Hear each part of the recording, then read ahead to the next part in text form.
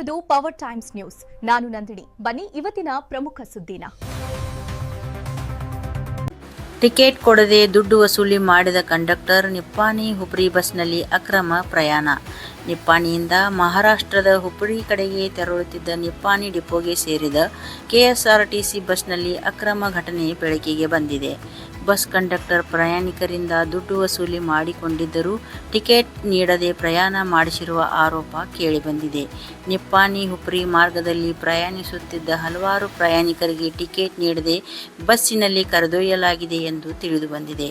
ಇದೇ ವೇಳೆ ಬಸ್ ಪರಿಶೀಲನೆಗಾಗಿ ಬಂದ ಅಧಿಕಾರಿಗಳು ಕೂಡ ಸರಿಯಾದ ಯೂನಿಫಾರ್ಮ್ ಧರಿಸಿಲ್ಲ ಎಂಬ ಮಾತುಗಳು ಕೇಳಿಬಂದಿವೆ.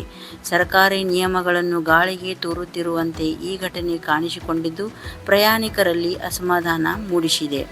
ಸುದ್ದಿ ಹೊರಬಂದ ಬಳಿಕ ಮೇಲಾಧಿಕಾರಿಗಳು ಸಂಬಂಧಿಸಿದ ಕಂಡಕ್ಟರ್ ಮತ್ತು ಅಧಿಕಾರಿಗಳ ಮೇಲೆ ಕ್ರಮ ಕೈಗೊಳ್ಳುತ್ತಾರಾ ಎಂಬುದನ್ನು ಕಾದು ನೋಡಬೇಕಾಗಿದೆ. ಹಾಂ ರೀ ಹೇಳ್ತೇನೆ ರೀ ಸರ್. ಏನ್ರಿ ರಿಪೋರ್ಟರ್ ಅದೇನು ಸರ್? ಇರ್ಲಿ ರಿಪೋರ್ಟ್ ವಿಡಿಯೋ ಆಮೇಲೆ ಮಾಡ್ತೀರಿ ಕೇಳಿಡ್ರಿ. ಆಯ್ತು ರೀ, ನಾ ನೋಡ ಯಾರು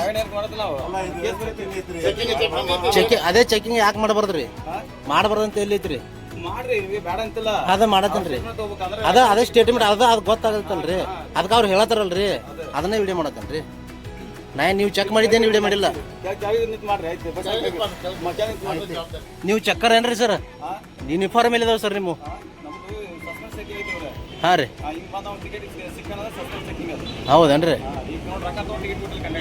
ಹಾಂ ಹಾಂ ಹಾಂ